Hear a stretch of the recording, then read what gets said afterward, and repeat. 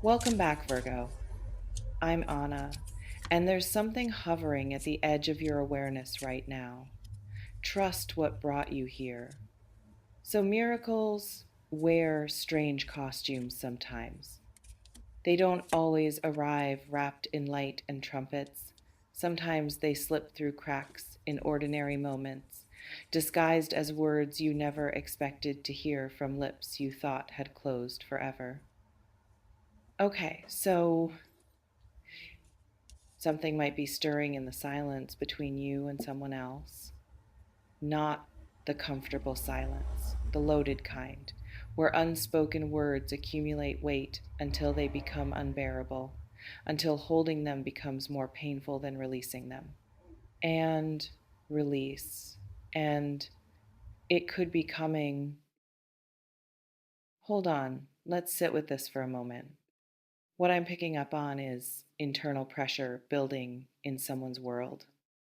Not your pressure, theirs. They might be reaching a threshold, a point where keeping truth contained feels impossible, where the cost of silence exceeds the risk of speaking. And when that threshold gets crossed, confessions spill out, sometimes gracefully, sometimes messy, but they spill. Here's what's interesting about unexpected confessions. You might have convinced yourself this person had nothing left to say, that the chapter closed cleanly, that their feelings, if they existed, had evaporated into indifference. But feelings don't evaporate, they just go underground. And what's underground doesn't disappear, it ferments, intensifies, grows roots, until one day the soil cracks open and something emerges that looks nothing like what got buried. That emergence could be approaching now. Who in your orbit has been unusually quiet lately? Let me tell you about the energy signature of preconfession. It's restless, agitated, like watching someone pace internally even when their body stays still. They might be rehearsing, calculating, weighing consequences against the relief of finally being honest. And that calculation could resolve soon. Tip toward honesty, toward vulnerability, toward risk. What I'm sensing isn't manipulation disguised as confession. It's genuine struggle. Someone might be wrestling with pride, with fear of rejection, with the vulnerability of admitting they feel something they've been denying or hiding. And that wrestling, it leaves marks. You might notice those marks if you look closely. Changed energy, different eye contact, hesitation where there used to be ease, distance that feels more like protection than indifference, protection from their own feelings, not from you. Here's what makes this a miracle rather than just a surprise. Miracles shift trajectories. They don't just deliver information, they open pathways that seemed permanently sealed. They restore possibility where resignation had settled. And this confession, if it comes, might do exactly that. It could crack open a door you thought had been welded shut. Let's talk about timing for a moment, because confessions rarely arrive when we're actively waiting for them. They tend to show up when we've made peace with their absence, when we've built lives that don't depend on hearing them. And that timing isn't cruel. It's actually perfect, because receiving confession from a grounded place feels different than receiving it from desperation. You might be in that grounded place now, which means whatever gets confessed won't destabilize you the way it would have months ago. You can hear it clearly, assess it honestly, respond from strength rather than need. That groundedness changes everything. Let's see what else is here. I'm picking up on something about the content of this potential confession. It might not be what you've been imagining if you've been imagining anything at all. The words could surprise you not just by arriving, but by what they contain. Depth you didn't know existed. Feelings that outlasted your awareness of them. Or perhaps clarity that took them time to reach. Understanding that required distance to crystallize. Realizations they couldn't access while in close proximity. Sometimes separation clarifies rather than erases. And clarity can sound like confession when it finally gets voiced. What I'm also sensing, this person might have tried to confess before and stopped themselves, started texts they didn't send, reached for the phone and pulled back, opened their mouth and swallowed words at the last second. Those almost confessions create energy accumulation, pressure building, momentum gathering, until finally the dam breaks.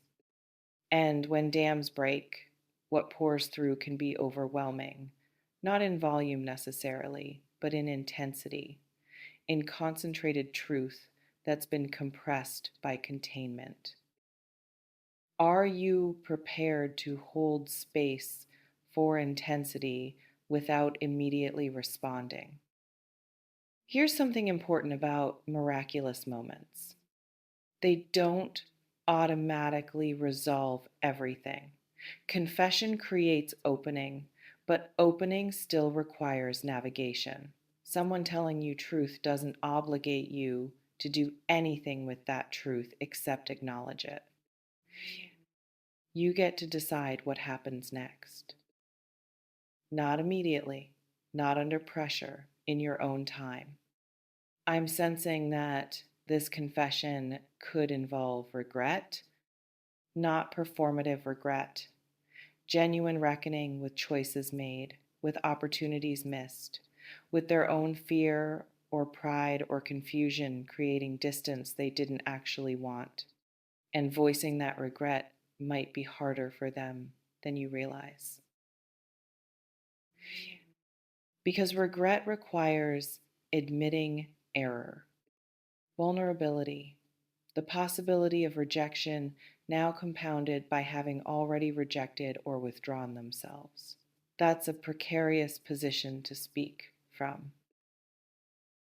Which is why, if they do speak, it might mean more than the words themselves convey. Let me tell you what often accompanies unexpected confessions.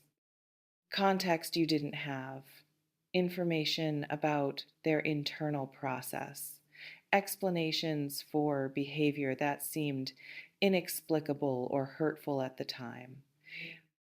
And that context could reframe your entire understanding, not excuse it. Context isn't the same as justification, but it might help things make sense in ways that bring peace rather than just explanation. What would shift for you if you understood their perspective more completely? Here, I'm picking up on something about your own readiness, because miracles require reception. If your heart is completely closed, completely defended, completely resigned, confession might bounce off rather than land. But if there's even a crack of openness, even the smallest willingness to hear without immediately judging or protecting, that crack is enough. I'm also sensing something about third party influence. This person might have received encouragement from someone they trust, advice, perspective that helped them see clearly what fear had been obscuring. And that external support could be the catalyst for internal courage. Sometimes we need witnesses to our truth before we can speak it directly. What I'm picking up on about the delivery, it might not be polished. This person could stumble, start sentences they don't finish, circle around the core truth before finally landing on it. Use more words than necessary because precision feels impossible when emotion is high. And that messiness might actually be evidence of authenticity. Rehearsed confessions sound different than spontaneous ones. And while they might have rehearsed in their mind, the actual moment could dissolve all that preparation, leave them raw and unrehearsed in front of you. That rawness is valuable. Even if it's uncomfortable to witness, let's talk about what happens after confession. Because the moment itself might feel climactic, but it's really just a beginning, an opening. And what gets built in that opening depends on both people. You might need time to integrate what you hear, to feel your way through it rather than think your way through it, to notice what arises in your body, your heart, your gut as you sit with their words. And taking that time isn't rejection, it's responsible reception. How will you know what you actually feel versus what you think you should feel? Here's what else I'm sensing. This confession might not come in the form you expect, not a dramatic declaration, maybe a quiet admission, a vulnerable question, a gesture that speaks louder than words could. Confessions wear many faces, and sometimes the quietest ones carry the most weight. Because quiet confessions come from depths that don't perform, that don't exaggerate, that simply state truth and weight. I'm also picking up on fear in this person, not just of rejection, though that's present, but fear of changing nothing, of finally being honest and discovering that honesty doesn't bridge the gap, that truth isn't enough. That's the risk they might be taking. And acknowledging that risk, even silently in your own heart, might help you receive whatever they offer with compassion, whether or not you ultimately choose to meet them where they're standing. As I'm closing this reading, I want you to understand something. Miracles don't demand specific outcomes. They simply create possibility where none existed, restore movement where stagnation had settled. If this confession comes, it's creating possibility.